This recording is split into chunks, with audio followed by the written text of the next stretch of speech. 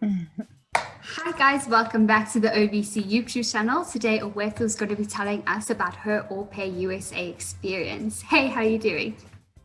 I'm doing great, Rivonia. How are you doing? Good, good. Can you please tell us where you are based in America and how many host children you're currently looking after? I'm based in Bowie, Maryland, and I have one host kid, and she's 11. Okay. And what does your day-to-day routine look like within your host family? Obviously, when I got here, it was before COVID.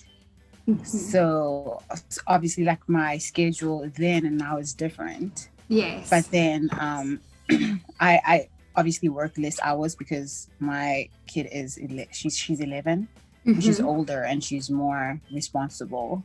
So before COVID, basically, we just woke up. Maybe we wake up around 6:30, Okay. and then I wake her up and then have breakfast, and she does that herself.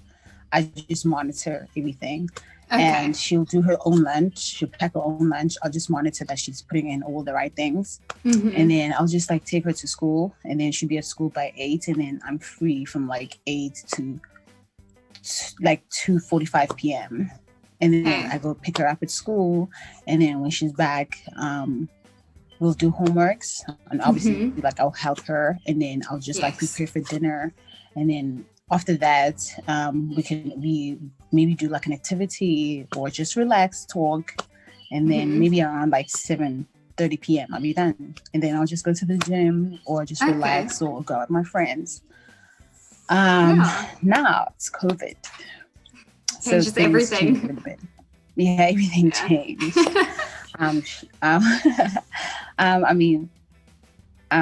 There isn't really much to do, but obviously now we're spending more time together. Yes. No, but that must be nice. You're bonding a little bit more. Yeah, and it's really great. I won't lie to you. So she's obviously doing like online school. She's still doing it till today. She's in class right now. Okay. She starts school at 9 now, 9 a.m. So I'll just like wake up at like maybe like 8, and then just make sure that she's ready for school, like brush her teeth, fix her bed, and desk is all prepared for school. And then 9 a.m. She just goes to school, and then she has breaks for like 30 minutes in between. So when she has breaks, maybe we chill together, maybe talk, play games, listen to music, and then she go back to class. She comes back, we do the same thing until 3 p.m. and then she got to school, and then obviously after that it's going to be homeworks. And then when she's done with that, maybe we'll just chill out, watch a movie, and just relax. We'll sometimes prepare dinner together. That's nice. That's nice. Yeah. It's really nice. Why did you choose OVC to do your au pair program? I chose OVC because, like, to be honest, first of all, like obviously I knew OVC because they came to my high school at the time when I was in high school. And I've always wanted to be an au pair. After they came, I was like, oh my gosh, I really have to do this. But then obviously I chose to go to university first. And then when I was done, I was like, okay, I remembered that they came to school. So I was like, okay, let me search OVC. And then I was based in Durban at that time. And then obviously I read up, and then I went to the nearest office there. And to be honest, I felt like the people that work at OVC, obviously the person I was dealing with at that time was Selena in Durban. I felt like, because there were like meetings, and then everyone would come, and then they'll just explain everything, literally like a whole presentation, and explain everything to you. And also if you had questions, they'll answer you. I felt like there was just like no room to be like confused. Yes, no, we tried. Confused. They gave you all the information that you needed. And also then what I enjoyed the best was that, like, obviously they gave us their number, and you didn't have to call them. You can like talk on WhatsApp and be like, oh, actually I have a question. And I felt like that was easier because obviously I was working at the time, so I couldn't like make calls all the time. So when I was confused, I could just like send a message. I'm like, oh, Selena, this, and then she'd be like, oh, it's like that and like that. So I felt like it was really helpful. And obviously I didn't deal with anybody else but them, but then still like I felt like they really did pay attention to their people. No, that's nice. Thank you. And how long have you been on program? Is this your first year? No, it's not my first year. So you extended with the same family? Yes, I extended with the same family. So I came here in August, the 29th of August. So my year ended this August. Yes. And then I extended for 9 months. So I'm going to be here for another, now I'll say I'm here for the next 6 months. Okay. Because I extended for 9 months. Yes. Instead of like a year, I extended for 9 months. No, that makes sense. And have you been able to travel since being on your program, and what are some of the places that you've got to experience? So yes, I did. Obviously with COVID, because what happens, as I said, like I came in August. So because America is cold, some places are really cold. So where I'm based, I'm on the east side, and it is really cold in winter. So when I came here, obviously I was still getting used to the place.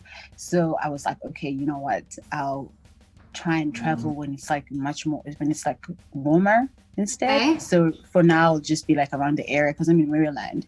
So in Maryland, Virginia is very close, and DC is literally like 20 minutes away. So basically it's like so they call this area like the DMV, which is DC, Virginia, and Maryland. Okay. So it's very close. So I was just like, traveling those places around, just waiting for it to be warmer so that I can actually, go outside the States and do other things. But then obviously by the time it was like started to be warm, COVID hit. And it was really difficult to like travel, obviously, because it's a pandemic. But then I was fortunate. I haven't been to a lot of states. Okay. But I'm still planning to travel, but then I've been to a few. I've been to Pennsylvania. Oh, cool. Philadelphia. I've been to New York again before, like after, because we went there for like orientation, academy. But then I did go there again with my host family. Oh, nice. I've been to New York. I've been to Delaware. I went to Delaware in the summer. There's a beaches there, so it was really amazing. I've been to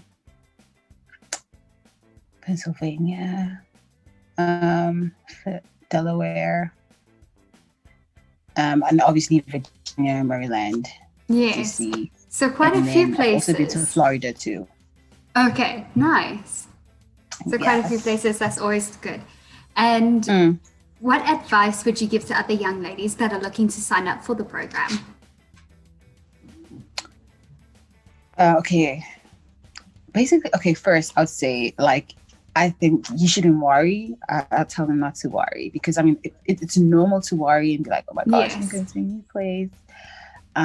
But you shouldn't worry, even though you don't know if you're gonna meet like a very good host family, or maybe you're gonna have like problems with them, because I wouldn't really say problems, but like sometimes you're not compatible with people. But then still, either way, like I'll just like advise someone not to worry and to just like be confident, because there are going to be people who are going to be looking out for you. Yes. Agency wise, are going to be looking out for you. And also, what advice would I give them? And I also advise them to obviously not pack a lot. You're going to go shopping. Shopping. Yes. Not to pack a lot. And what else? I'm trying to think. No, I feel like that was really good advice. Thank you. Yeah, like as I said, but then just don't worry. Just come here, do your thing, and be confident in yourself. Your whole family is gonna take care of you, and you're gonna be okay. Yes, that's it. Yeah, I think that's what I would advise them to do. Yeah, and you mentioned that there's going to be people there to support you, and you said agency-wise. So how do you feel with the support given on program with the area director that's put in place to check in on you, make sure you're fine, or arrange your cluster meetings, things like that? How do you feel with that all put in place? I really feel really good about it. And obviously, I think it's also different for different people, because obviously Yes. it's just going to depend on how compatible you are with your family. But then obviously, like, your area director is going to check up on you every month. They're gonna call you, but then they're first gonna ask. They send like emails, and then you can just like be like, okay, if you want them to call you, you say, okay, I will need a call, and then they will call you. And obviously, if you don't, be like, okay, I'm good. I don't need anyone to like check up on me in terms of like a call. And then obviously they're not gonna call you, but then there will be a form of like way to check in with you. Yes. So yeah, so there's gonna be meetings. They're gonna have there's like activities. Like every month, there's like certain activities in place, so that you guys are together with other pairs and your area director. No, that's always nice. Yeah, it's always nice. So if you have a problem, you can always talk to them. So, but then with my experience with my area director, she's great. She's okay, but I can't really say a lot because I've never been in a situation where I needed her. Okay. No, that makes sense. Like, I have a very great host family, and also I just haven't been in a very tough situation where I really, really needed her. Okay. But they're just always there for you. If you need to call, if you have a problem, if you want to offer something, you're confused about anything, like, they're going to check up on you every month. Yeah, so as I'm saying, like, shouldn't worry, because you're going to have someone to actually talk to every month besides just your host family. Nice. So thank you so much for taking time out of your morning to chat with me about your experience. No problem.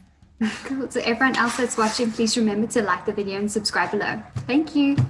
All right. Bye.